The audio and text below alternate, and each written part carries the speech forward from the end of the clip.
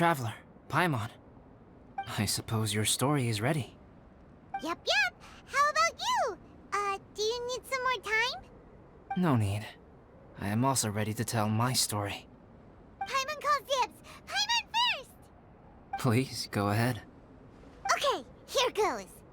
Once upon a time, there was an evil researcher who went into the mountains and did a crazy experiment on whopper flowers to transform their appearance. After a lot of pain and suffering, the whopper flowers finally took on a human form. Then they stood by the side of the mountain to wait for unsuspecting bypassers. To whoever spoke to them, they would ask them questions such as, "Who am I? Who are you?" If the bypasser got the wrong answer, the last sound they'd make would be a yelp before the whopper flower ate them alive in one bite. Ooh, truly frightening. What the? You two aren't scared at all! Don't go nitpicking, okay? If you didn't like the story, go write your own! In other words, the whopper flowers would ambush and then completely replace their victims. And then what? Go back to where the person lives? Enter their home? Eat their whole family? Ah! Paimon made up this story, but now Paimon's the one who's scared by it. It's a good story. Oh, may I write it down? I may bring it up in future conversations. What for? Just to scare people with? Yes. You've got a real mean streak, Albedo. Mine is a little longer than yours. It starts with an alchemist. A great alchemist once created Subject 1. Subject 1 was her proudest achievement, and successfully blended into human society. No one ever would have thought that this friend of theirs was in fact a synthetic human. However, unbeknownst to Subject 1, the alchemist had tried the same experiment many times before he had come into being. Some of the rejects from failed experiments had been discarded, but had not died. Subject 2 was one such failed experiment. He was swallowed by a great dragon that came to rest upon a snow-swept mountain. Many years later, he was resurrected by the dragon's mysterious power. He saw all kinds of people on the mountain, including Subject 1, who had somehow miraculously blended in among them. Never in Subject 2's wildest imagination had he thought it possible for experimental life forms such as they to deceive everyone so successfully. He saw the way humans accepted Subject 1 as a friend, witnessed their affection as they addressed him by name. This was what Subject 2 wanted. Now, all that Subject 2 desired was to replace Subject 1 and take the joy of his existence for himself. This is giving Paimon the chills. So scary. Subject 2 began to unfold his plan. He stole Subject 1's books and notes, and studied all that Subject 1 had learned from the alchemist. Subject 2 was highly intelligent, and he learned quickly. He changed his face into an exact replica of Subject 1's face. Then, he found a plant with mimicry capabilities, and transformed it using dragon blood and alchemy. And so, not only did Subject 2 transform his own appearance to perfectly match that of Subject 1, he also created a third entity, Subject 3. What? There's 3 of them now? But Subject 2 wanted to become a perfected human. So, he erased a mark in both his and Subject 3's necks. For these marks were symbols of imperfection. In my view, it was probably a subconscious act, an instinct. He so desperately craved to become a perfect human being that he forgot something. Human beings are defined by their flaws. Subject 2's plan was meticulously crafted. Subject 3 would draw Subject 1's attention. After Subject 1 disposed of Subject 3, he would assume the threat had now disappeared and would let his guard down. The next moment that Subject 1 was alone, Subject 2 would make his move. He would eliminate Subject 1 and become the only one remaining. He would secretly replace the Subject 1 of everyone's memories and inherit his identity, residence, clothing, sword, name, and friends. People would have no idea that the individual they knew had become somebody else from one day to the next. This is way too scary. Paimon's never gonna be able to trust anyone again. But just before Subject 2 could carry out his plan, a unique stranger entered the mix. Subject 2 tried to make contact with this person, but found that they could somehow sense he was different from Subject 1. What's wrong? Are you scared? What happened then? What happened to the stranger? He became a new stage in Subject 2's plan. One more person that Subject 2 had to dispose of. It's as if there were 3 identical roses in a garden. Only one of the 3 was a fine specimen, while the other 2 were defective specimens that bore poisonous thorns. In all the world, only the gardener who tended to them could tell which was the good specimen. People do not like poisonous plants. Only a perfect rose can fetch a high price. If the inferior specimens wanted to conceal the fact of their worthlessness, they would have to take the gardener out of the picture, using their poisonous thorns. This is exactly what Subject 2 was thinking. So, he hid in the shadows and waited patiently. Maybe soon, he would get his chance to become truly human.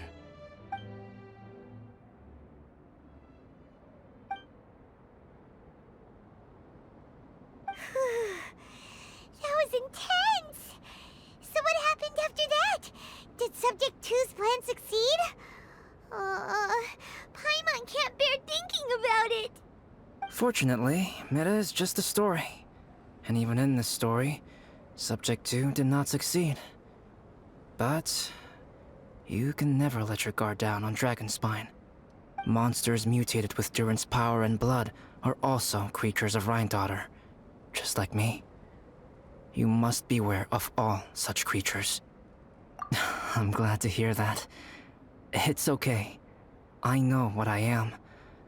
You and I are both different, so there is no need for me to hide the truth from you.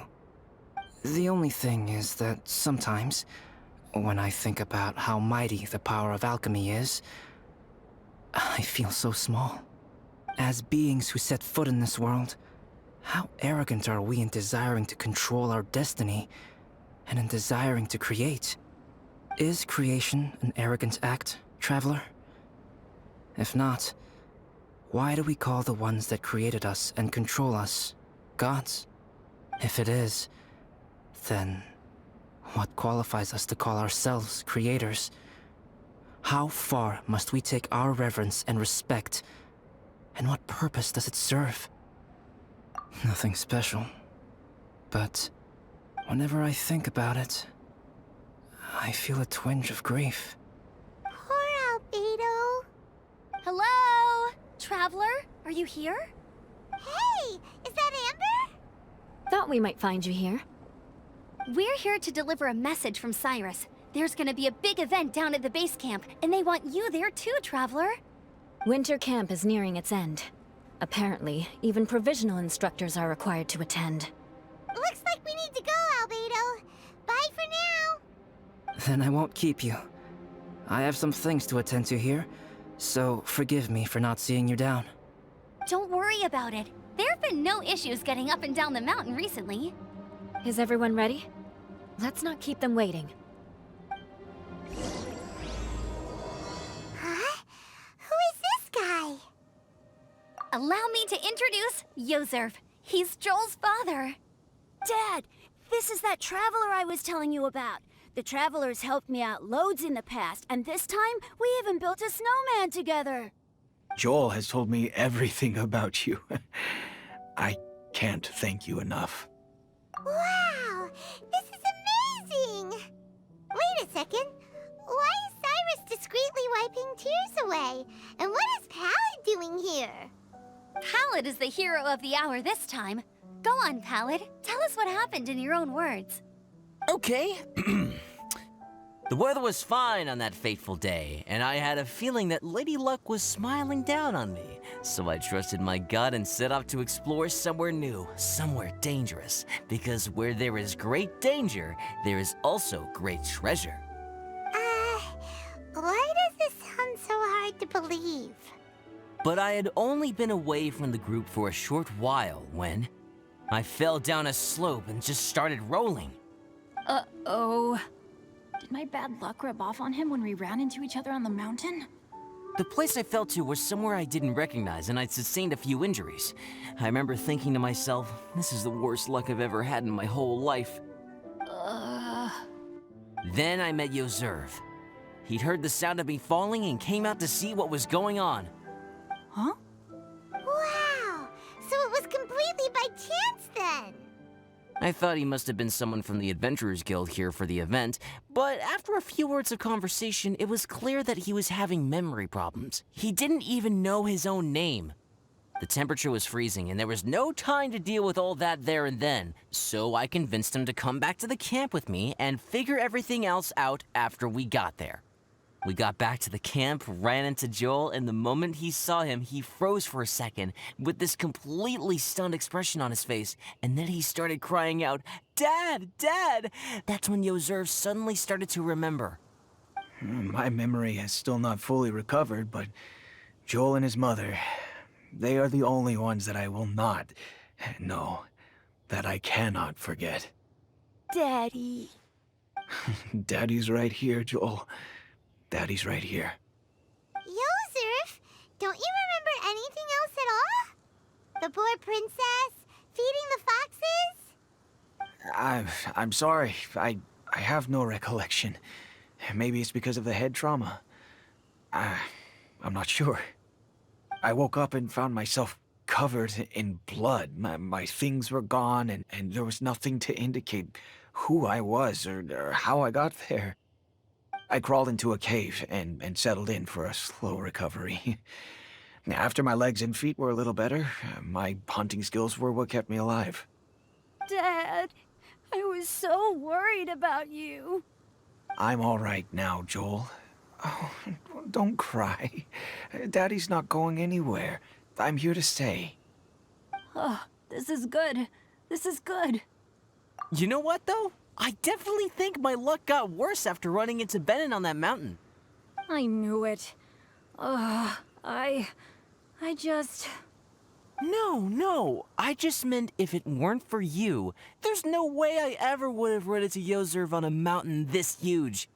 Besides, we got back safely, didn't we? So don't blame yourself. Maybe sometimes miracles can only happen when you get just unlucky enough. Pallid. When did you become such a smooth talker, huh? Huh? Am I? I was just telling the truth. Oh, yeah. I want to say thank you to the Traveler, Uncle Cyrus, Auntie Eula, and Auntie Amber. Thanks, everyone. You all helped look after me, and I will always remember it. But I guess I can't take the snowman with me, or it'll melt once it leaves Dragonspine. It's such a shame. Oh, I can help with that. One moment. Huh? Eula? Here, take this. It's powdered rime. Just add it to your snowman, and it will never melt. Wow! Really? Oh, this is awesome! You're the best, Auntie Eula! Dad, I have an unmeltable snowman now! How cool is that? How can I ever repay you all? Thank you all. Thank you from the bottom of my heart. Dad, I want to go move the snowman. Can we do it now, please? Okay. I'll be leaving with Joel now. I'm sure I'll see you all another day. Very well, very well. It's time for Pallet and I to have another discussion concerning his breaches of adventurer discipline. Huh? But Cyrus, I think I kind of made up for my mistakes this time, you know? See you guys! Oh, I made this for you and Amber. Think of it as a winter souvenir. Aw, are you sure? This must be really important to you. Come on now, just take it. No need to make such a fuss. Wow! Now our snowman won't melt either! Great! You're welcome. Just keep it, that's all I ask. Amber and I have some business to attend to now. See you later. See you! Everyone's gone. Seems like they've all got their own stuff to do now. Oh! You know what? We've been on Dragonspine all this time, and somehow Paimon still forgot to ask Albedo about how to make a fruit juicifier machine that could keep the juice fresh. Maybe we should try Timaeus again. He does seem pretty eager to please after all. Timaeus! Traveler and Paimon, what can I do for you? Wait a minute. You've got that mischievous look on your face. Oh, you're not still thinking about that ridiculous juicer thing, are you? Timaeus, will you help us? Well, if the Traveler isn't really interested, then, yeah, maybe I'll give this one a pass. It's just the weirdest request ever. No, but Paimon's Sunsettias are gonna go to waste without it. In the time it would take me to research something like that, I could probably pick those Sunsettias again 10 times over. New research project, Timaeus? We meet again. Oh, Albedo, thank goodness. So the situation is, Paimon wants a machine that can turn fruit into juice and keep the juice fresh. I mean, surely it's... Majorly important, that's what it is. If you can manage to invent this, we'll never have to worry about fruit going bad ever again. That's impossible.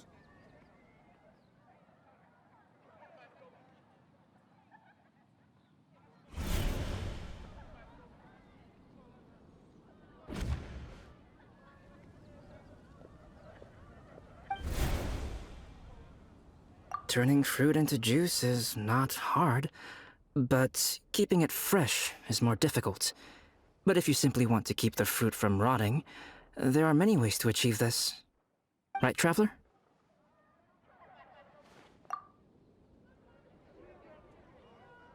What about his neck? What's wrong? Is there something on my neck? From the look on your face, it's as if you thought I just played a practical joke on you that was in exceedingly poor taste. Albedo, you were saying, how do you stop fruit from going bad? Well, one way would be to bury your fruit on Dragonspine, where the snow never melts all year round. But then Paimon won't be able to eat them! You could always live on Dragonspine.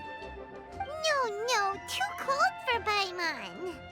Or you can give the fruit to me, and I would take it to Dragonspine for you.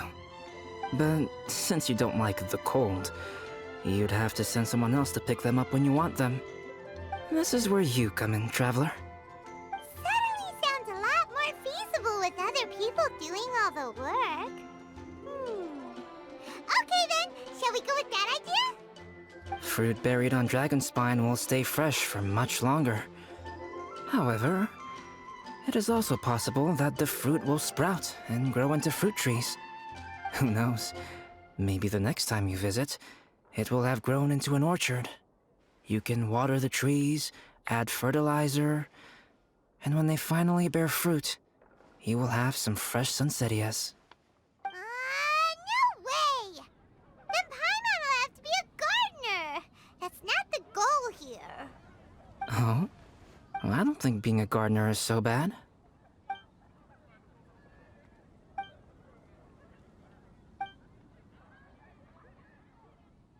Albedo! Stop trying to get your hands on Paimon's super sweet Sunsettias! It bothers you, does it?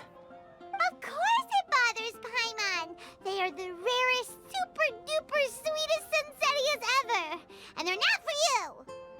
Okay, but they're just Sensitias. I think you're only so attached to them because you don't have much fruit of this quality in your possession. When someone's pockets are full and their spirit is fulfilled, they don't easily fall prey to this kind of yearning. Huh? Really?